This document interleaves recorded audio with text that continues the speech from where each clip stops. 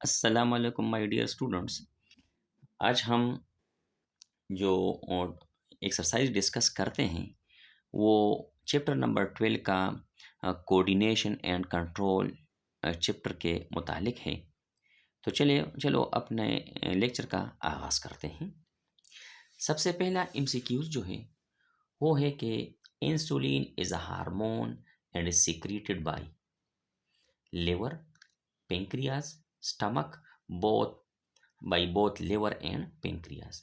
यानी इंसुलिन जो अमूमन शुगर को कंट्रोल करता है, तो ये अमूमन ये हार्मोन कहाँ से निकलता है? तो यहाँ पर लिखा है कि लिवर, पेंक्रियास, स्टमक और यानी लिवर और पेंक्रियास दोनों।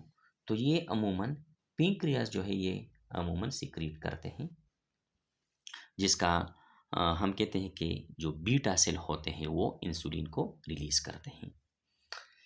One of the following is a muscular layer of the eyeball. आई बाल का जो मस्कुलर लेयर है, तो रेटिना है, स्क्लीरा है, कॉर्निया है और कोन है। तो जो मस्कुलर लेयर है ये अमूमन ये स्क्लीरा होता है, जिसको हम स्क्लेरोटिक लेयर भी कहते हैं। The part of neuron that carries the signals away from the cell body. Cell body से जो न्यूरॉन यानी सिग्नल जो है वो अवे ले जाते हैं, तो ये एक्सोन होगा, डेंड्राइट होगा, श्वान सेल होगा या माइलिन शीट होगा। तो ये अमूमन सेल बॉडी से जो मैसेजेस यानी आगे ट्रांसफ़र होते हैं, तो ये अमूमन एक्सोन के थ्रू ये ट्रांसफ़र होते हैं। तो ये जो आंसर होगा वो एक्सॉन होगा। फोर नंबर जो एमसीक्यूज हैं, one of the following is responsible for the detection of changes in the environment.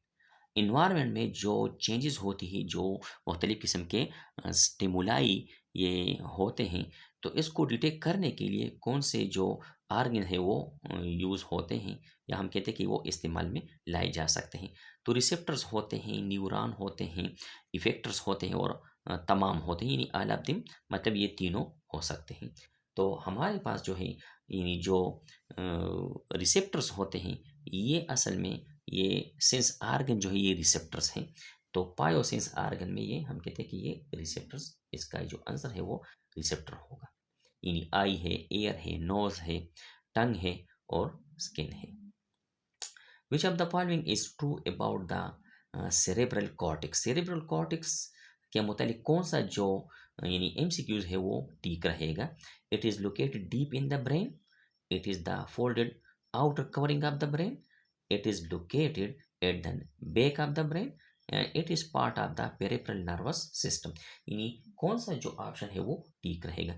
तो ये ऑप्शन अगर हम देख ले कि इट इज़ द फोल्डेड, यानी इसके फोल्ड को कन्वोल्यूशन कहते हैं, और ये ब्रेन जो है ये ज़्यादा हिस्सा ये ब्रेन पे मुश्तमिल होगा। तो हम कहते हैं कि ब्रेन का ज़्यादा हिस्सा जो कन्वोल्यूटेड होगा, जो फोल्डेड होगा, वो क्या होगा? वो सेरेब्रल कॉर्टेक्स होगा। सेरेब्रल हेमिस्फीयर भी हम उसको कहते हैं अगर वो दो हिस्सों में तकसीम हो जाता है। Light rays focus behind the retina instead of focusing on the surface of the retina. The condition is known as myopia, hypermetropia, short sightedness और नॉर्मल विजन। यानी 6 नंबर जो हमारा आंसर होगा वो असल में जो शॉर्ट साइटेडनेस है ये अमूमन मायोपिया होता है, लेकिन जो आई बाल के पीछे, रेटिना के पीछे जो हम कहते हैं कि ये फोकसिंग होगा, तो ये हाइपरमेट्रोपिया होगा, जिसको हम लॉन्ग साइटेडनेस भी कहते हैं। अब जो अगला एमसीक्यूज है वो है microscopic gaps between the neuron endings are. Microscopic gaps जो होते हैं न्यूरॉनों के दरमियान, तो क्या होते हैं? ट्रांसमीटर्स होते हैं, साइनेप्सिस होते हैं, पोर्स और नोड्स होते हैं। तो 7 का जो ऑप्शन है ये अमूमन साइनेप्सिस होते हैं, क्योंकि दो न्यूरॉनों के दरमियान जो गैप होगा तो उसको हम साइनेप्स कहते हैं। और साइनेप्स में ये केमिकल भी हो सकते हैं और ये बगैर केमिकल भी हो सकते हैं। बाज़ जो है वो उसका गैप बहुत ज़्यादा छोटा होता है और बाज़ साइनेप्सिस का गैप बड़ा होता है। जो बड़ा होगा उसमें न्यूरोट्रांसमीटर्स होते हैं, इसको इसका जो बेस्ट एग्जांपल है वो एसिटाइल कोलिन होगा। The largest part of the brain is brain का जो लार्जेस्ट पार्ट होगा वो सेरेब्रम होगा, सेरेब्युलम होगा, मेडुला ऑब्लांगेटा होगा या थैलेमस होगा। तो ये 8 नंबर जो है ये अमूमन सेरेब्रम है, यानी जो बाद में सेरेब्रल हेमिस्फीयर में हम उसको डिवाइड कर सकते हैं।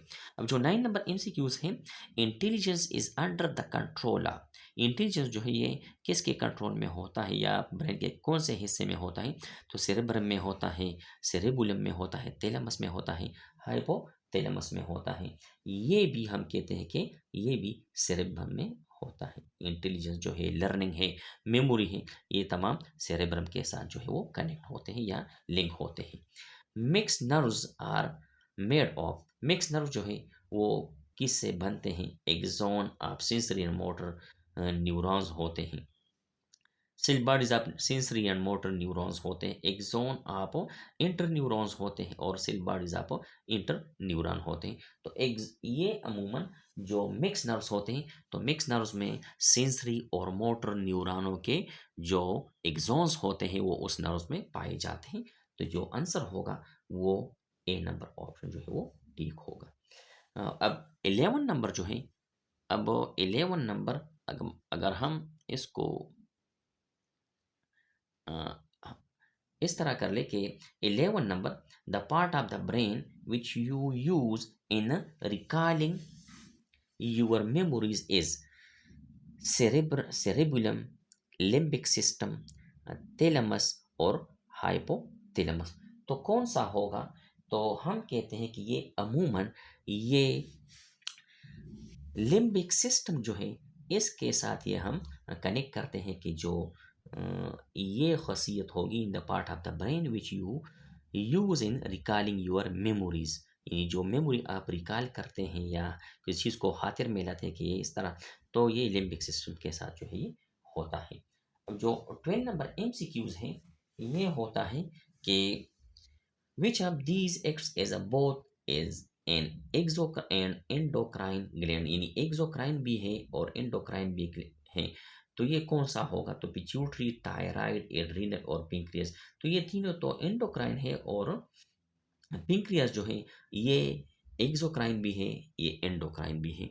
तो जो हमारा आंसर होगा वो होगा पिंक्रियास, क्योंकि पिंक्रियास को हम ये हीट्रोक्राइन ग्लैंड भी हम इसको कह सकते हैं। जो लास्ट एमसीक्यूज होगा 13 नंबर, तो वो होगा कि in the inner air vibrations make pressure waves in the fluid of.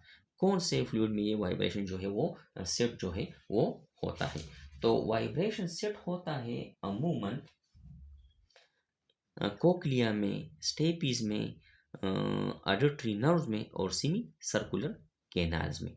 तो ये अमूमन ये सिमी सर्कुलर कैनाल्स जो है इसमें वाइब्रेशन जो है वो सेट होता है।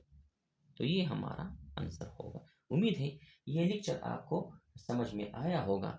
नेक्स्ट लेक्चर के लिए हमें इजाज़त दीजिए। अल्लाह हाफिज़।